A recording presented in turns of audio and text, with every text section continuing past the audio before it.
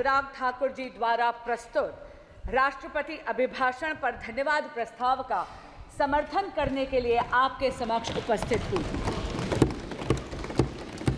अध्यक्ष जी, मैं आपका और अपनी पार्टी का धन्यवाद करती हूँ कि इतने महत्वपूर्ण मुद्दे पर मुझे अपना मत रखने का अवसर मिला है।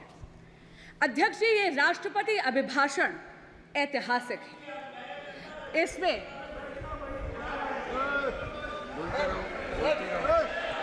ये अभिभाषण ऐतिहासिक है और ये ऐतिहासिक इसलिए है अध्यक्ष जी क्योंकि इसमें एक दशक के मोदी सरकार की अद्वितीय कार्यों का चित्रण ही नहीं बल्कि आने वाले स्वर्णिम काल यानी विकसित भारत के संकल्प का उद्घोष भी है।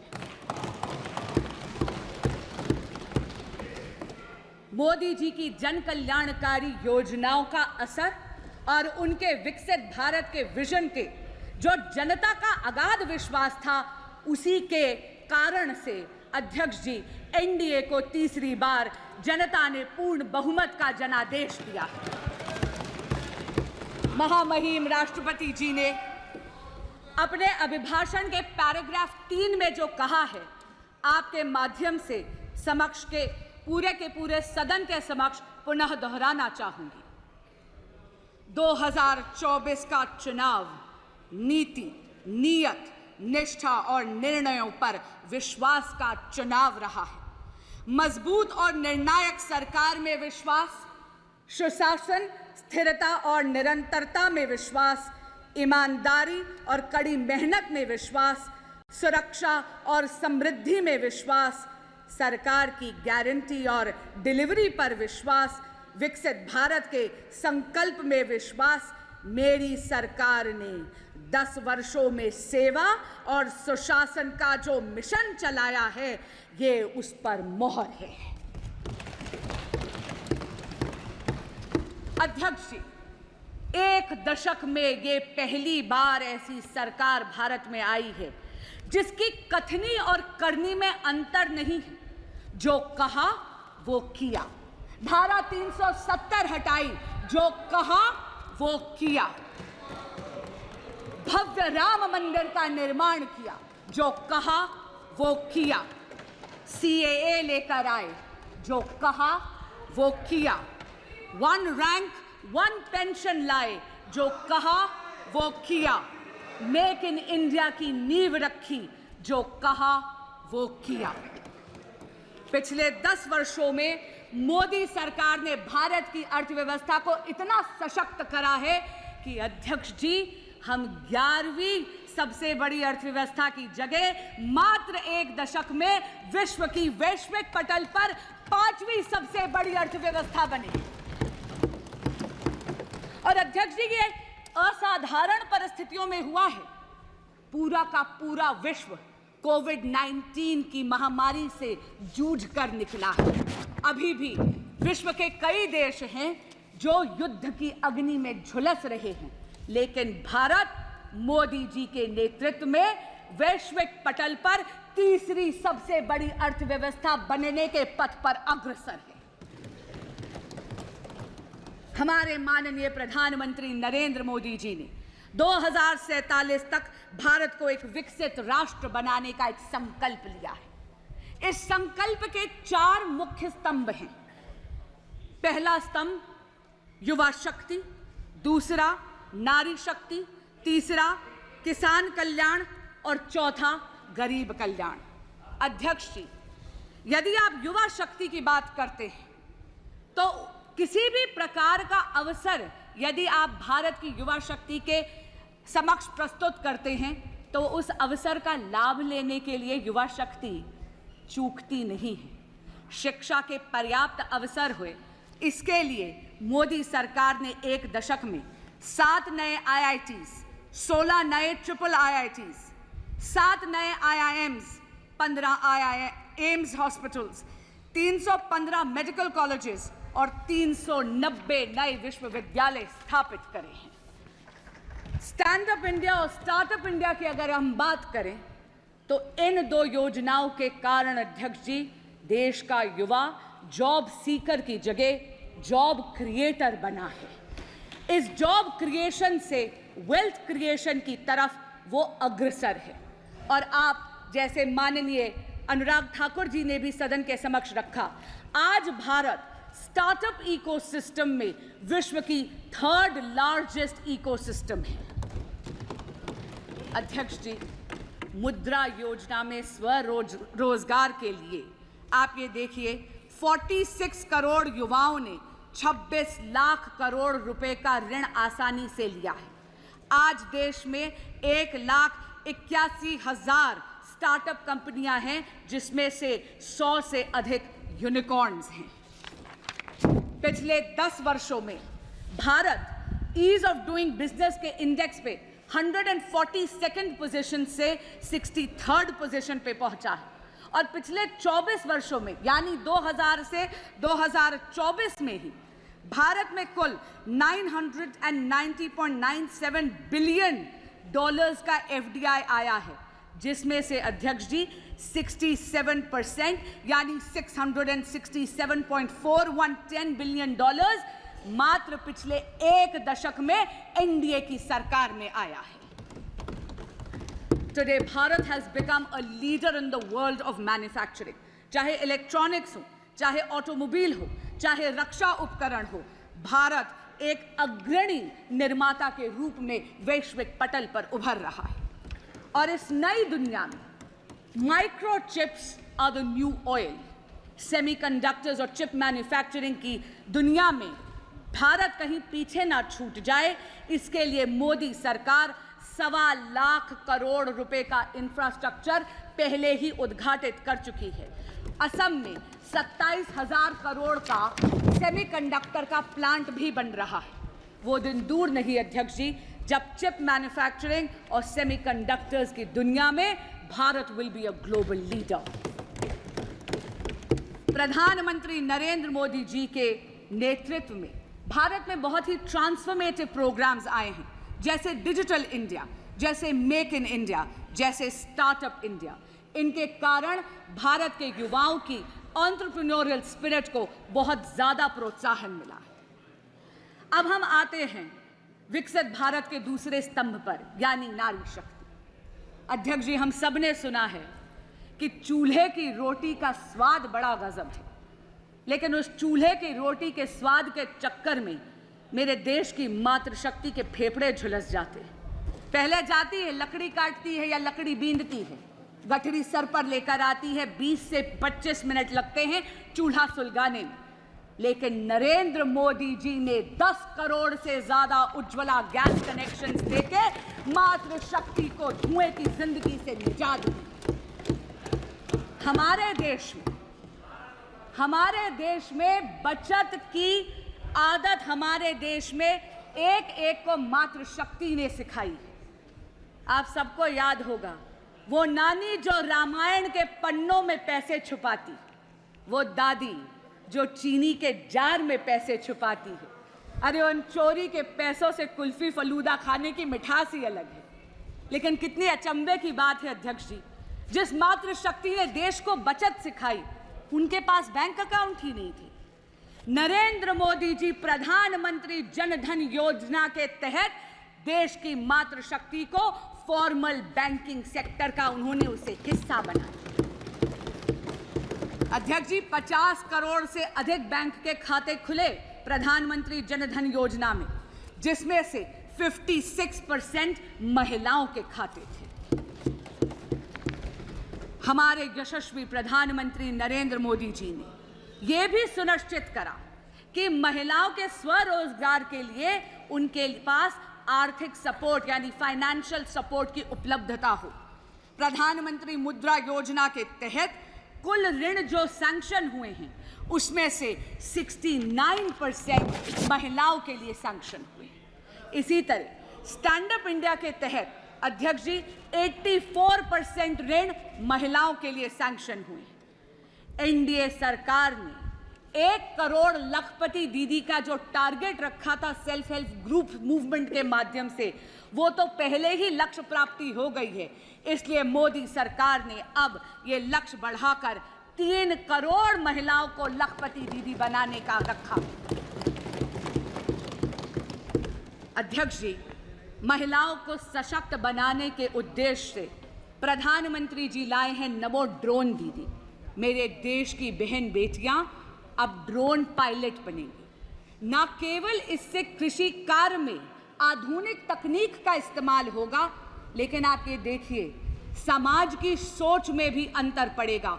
It is going to not only leverage technology for modernisation of agrarian economy of India, but also will ensure a tectonic shift in the psychology of the society. Namo drone Didi Viksit Bharat के दो पहलुओं को छूती है, कृषि कल्याण और महिला शक्ति। महिलाओं का लेकिन वास्तविक और असली सशक्तिकरण तब होता है जब वो नीति निर्माण में हिस्सा बनती हैं।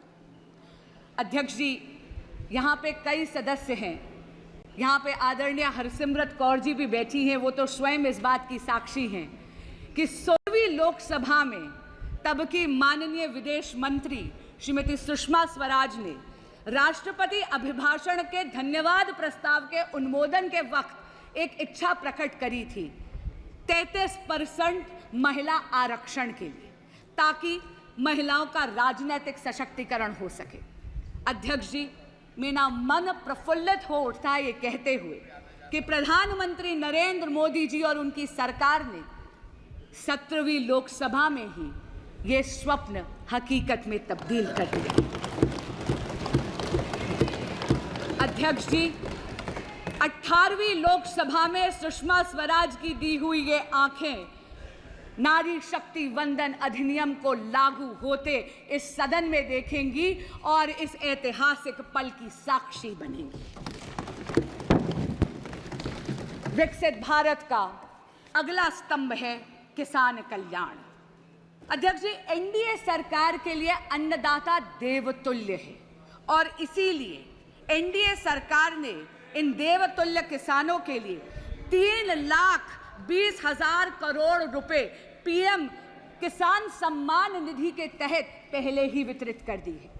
नई सरकार जैसे ही आई, पहला सबसे बड़ा निर्णय हमारे यशस्वी प्रधानमंत्री श्री नरेंद्र मोदी जी ने लिया 9.26 करोड़ किसानों को 20,000 करोड़ रुपए ट्रांसफर करने का। एनडीए सरकार ने किसानों की आय बढ़ाने के लिए एमएसपी में रिकॉर्ड बढ़ोतरी करी है। ऑर्गेनिक फार्मिंग, कोल्ड स्टोरेज, कृषि आधारित उद्योग, डेयरी और मत्स्य पालन में आधारित उद्योगों को भी प्रोत्साहित करा गया है।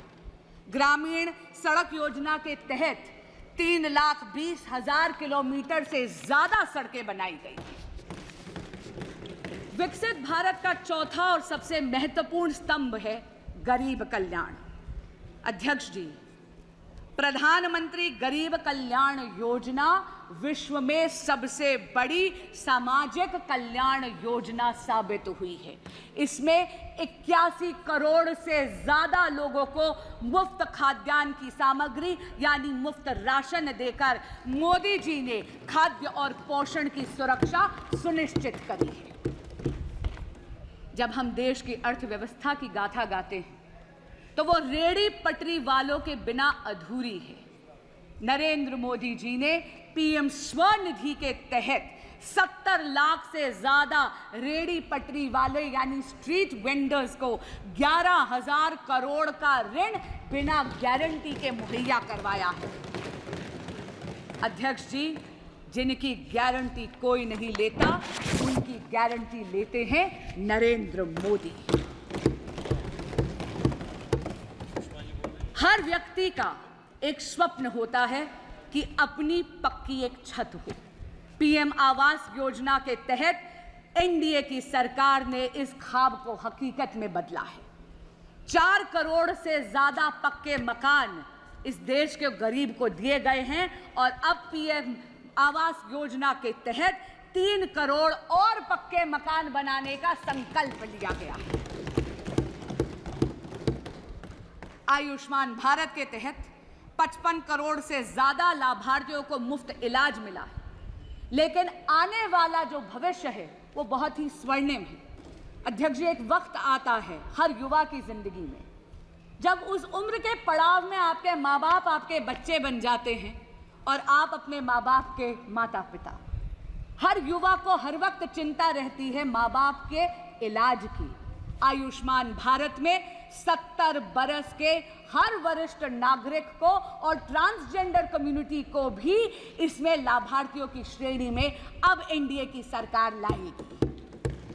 कितनी राहत की बात है, इस देश का युवा भी अब सांस ले सकता है कि 5 लाख रुपया सालाना माँ बाप की हेल्थ के प्रति सरकार मुहैया करवाने वाली है। पीएम सूर्य घर एक ऐसी फ्यूचरिस्टिक योजना है जहां पर आपके घरों के छतों पर सोलर पैनल्स लगाकर भगवान सूर्य नारायण की ऊर्जा को के माध्यम से मुफ्त बिजली बनाई जाएगी। और अध्यक्ष जी, मुफ्त बिजली से भी बेहतर है कि वो जो बची हुई बिजली है, एक्सेस बिजली, आप ग्रिड पर बेचकर एक नई इनकम का सोर्स, एक नया आय का सोर्स भी होगा।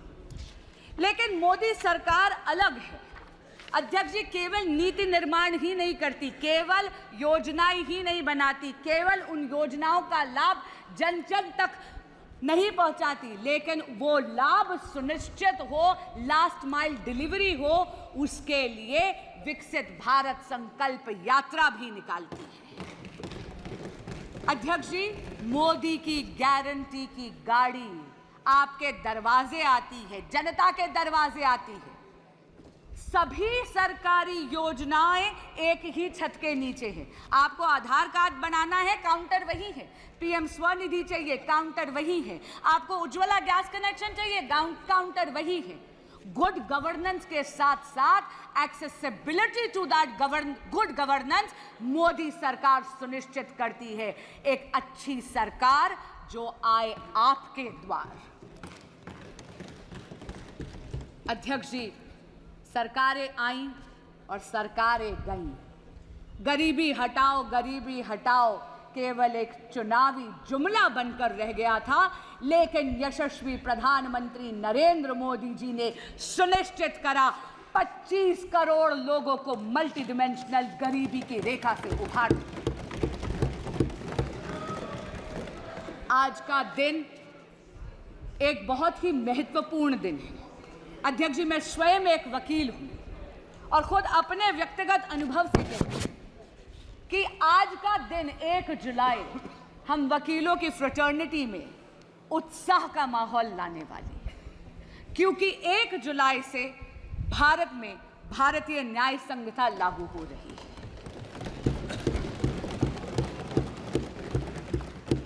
पहले के कानून ब्रिटिश राज की गुलामी की बेड़ियां थे जो हमारी न्याय प्रणाली को जकड़े हुए थे। पहली बार भारत में एक ऐसी दंड प्रणाली आ रही है जिसका ध्येय न्याय होगा।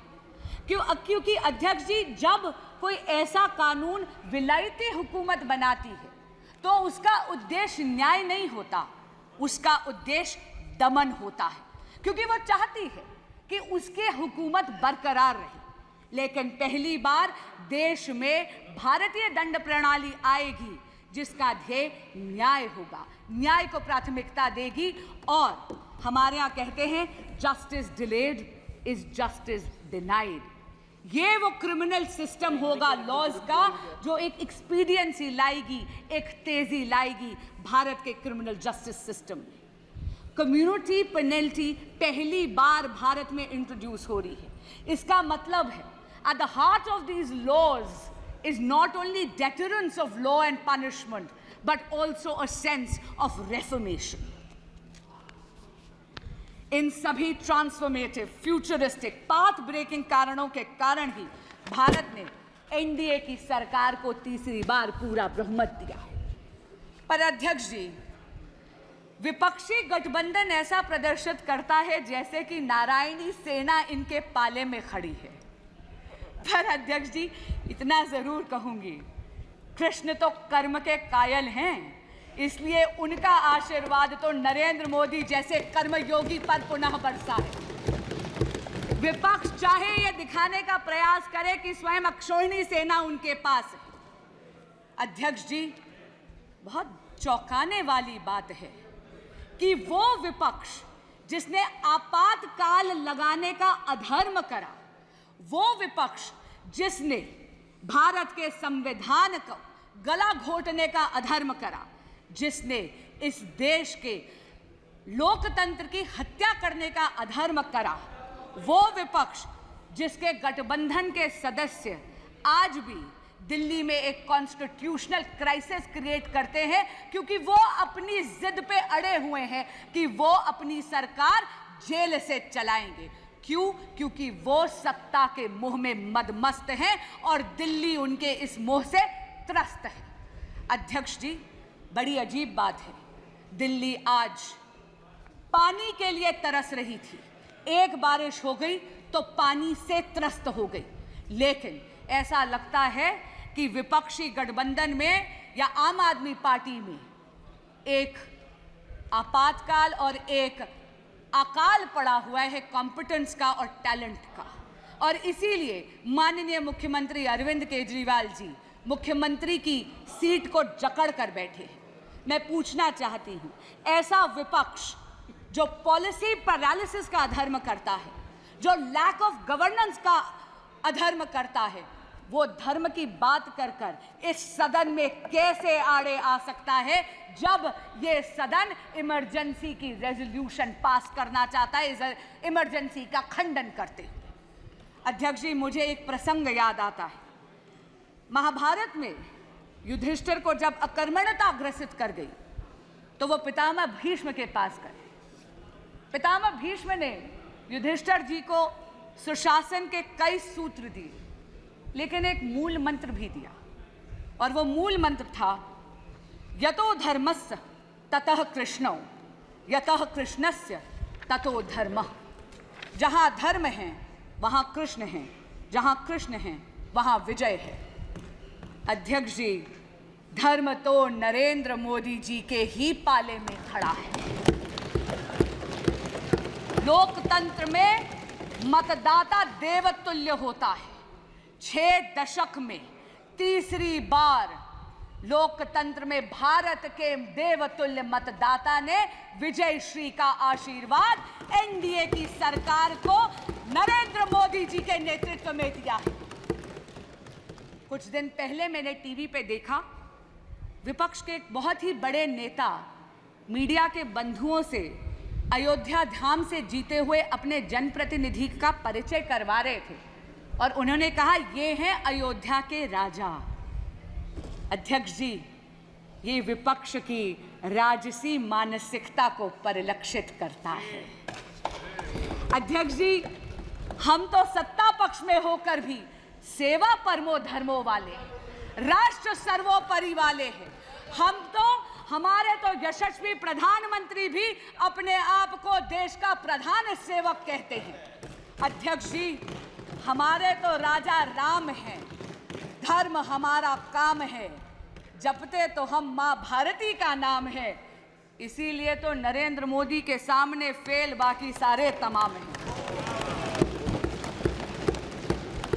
रिफॉर्म, परफॉर्म और ट्रांसफॉर्म के वर्क एथिक के साथ सबका विकास, सबका विश्वास और सबका प्रयास, इस मूल मंत्र को आत्मसात करते हुए विकसित भारत के संकल्प को सिद्धि तक लेकर जाएगी एनडीए की यह सरकार, मुझे ये पूर्ण विश्वास है। लेकिन मैं साथ में ये आशा भी करती हूँ कि ये सदन एकजुट होकर उस संकल्प को सिद्धि तक ले जाने में मदद अवश्य करेगा। अध्यक्ष जी, आपने मुझे समय दिया और अपनी बात कहने का अवसर दिया, आपका बहुत बहुत धन्यवाद। मैं पुनः इस धन्यवाद प्रस्ताव का अनुमोदन करती हूँ।